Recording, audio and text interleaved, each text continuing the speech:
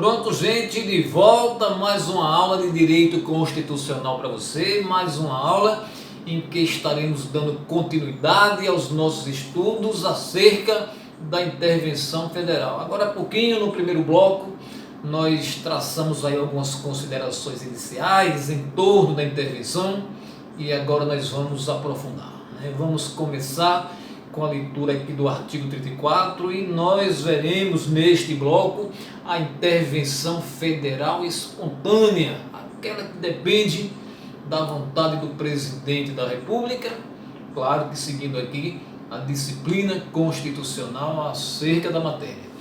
No artigo 34 da nossa Constituição nós temos o seguinte: a União não intervirá nos estados nem no Distrito Federal, exceto para... Aí vem a série de possibilidades. Qual é a regra?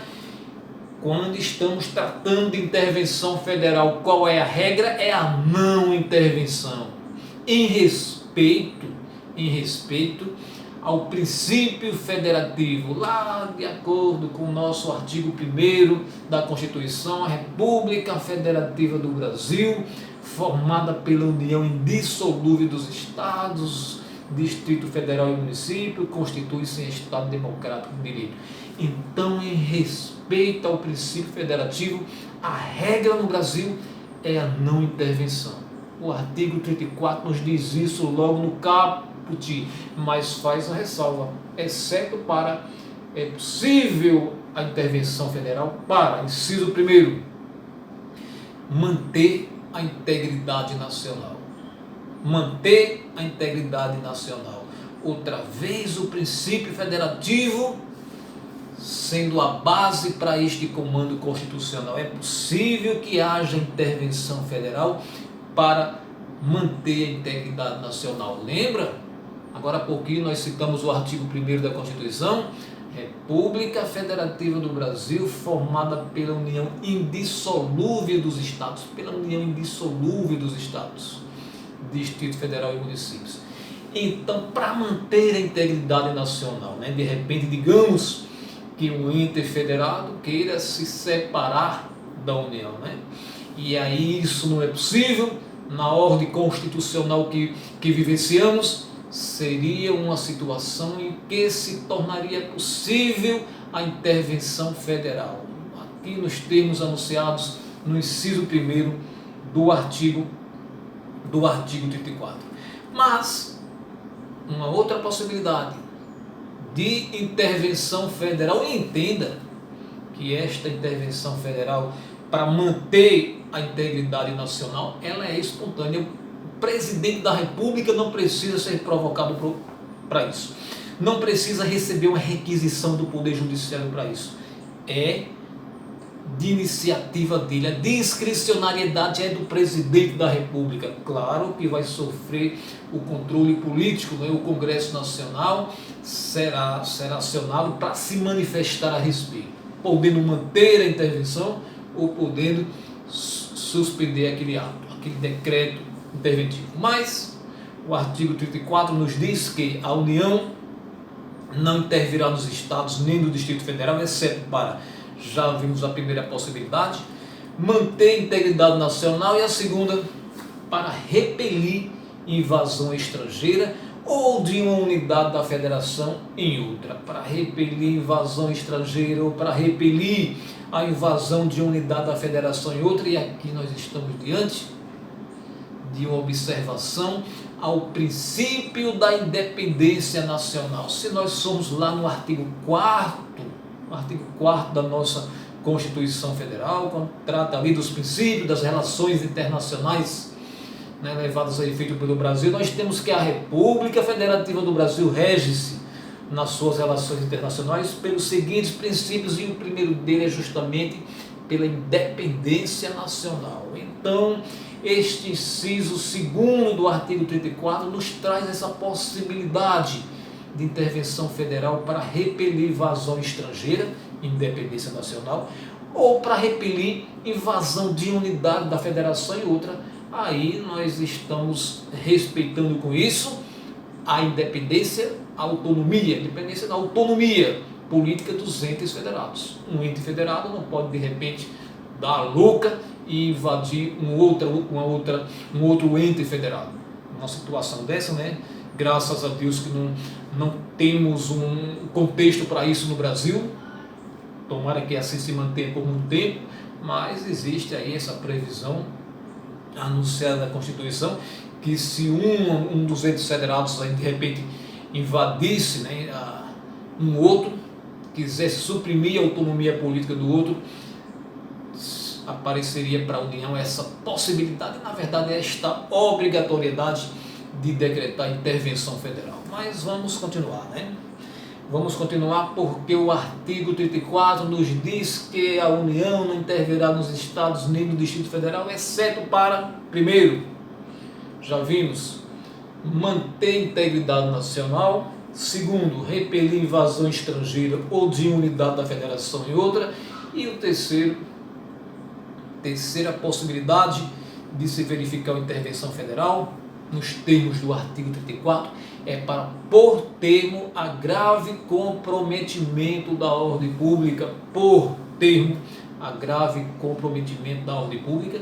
Inclusive, né, recentemente nós vivenciamos uma situação dessa, uma intervenção federal levada a efeito pela União lá no estado do Rio de Janeiro, para pôr termo a grave comprometimento da ordem pública. Nós acompanhamos isso aí pelos meios de comunicação durante o ano de 2018, uma intervenção federal da União lá no estado do Rio de Janeiro para pôr ordem a grave comprometimento.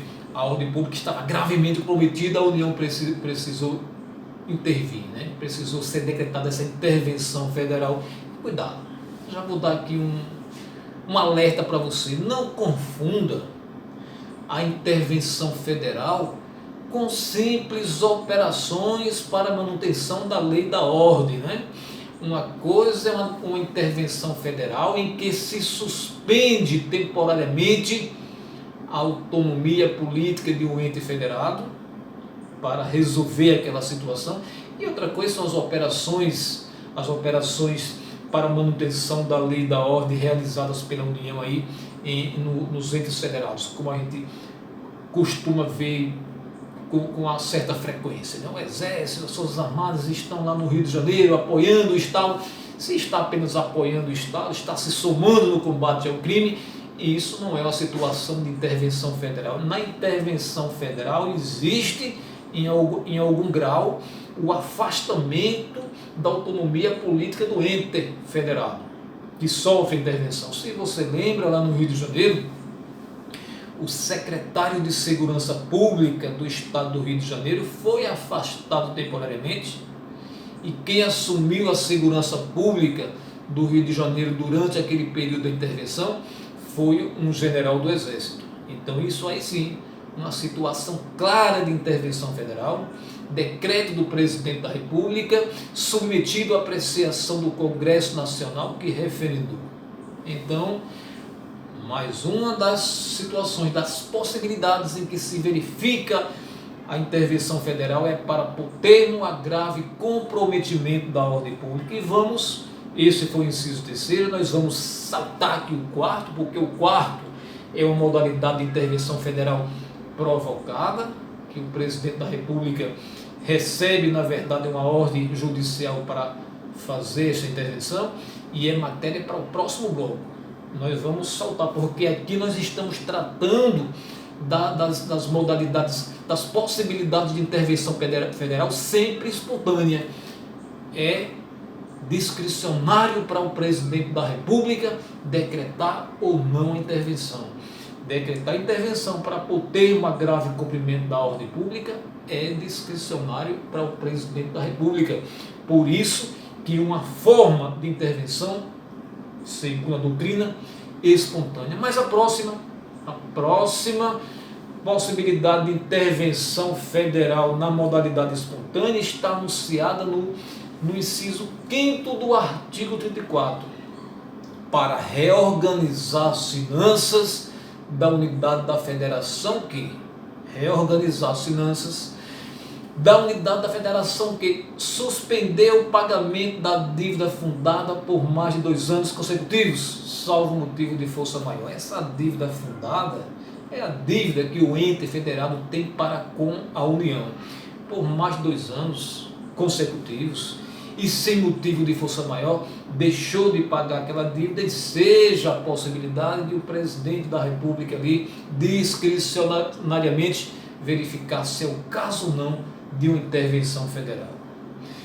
Reorganizar as finanças da unidade da federação, que também deixar de entregar aos municípios receitas tributárias fixadas nesta Constituição dentro dos prazos estabelecidos em lei. Então, essa divisão aí dos tributos, a dinâmica da divisão dos recursos provenientes de uma arrecadação tributária, existe a obrigação do Estado fazer o repasse para os municípios, como também existe a obrigação da União fazer repasse para os estados e para os municípios, mas no caso em particular do repasse obrigatório para o município não estivesse sendo observado, mais uma das possibilidades de que seja decretada uma intervenção federal.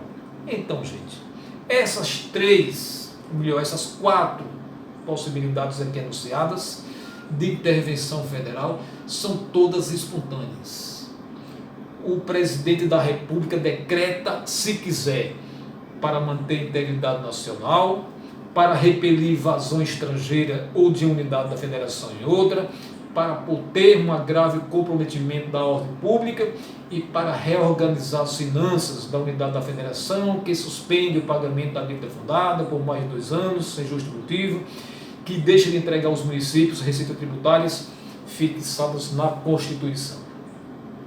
Em todas essas situações, a intervenção federal é espontânea, parte do próprio presidente da República, sem que tenha sido provocado para tal.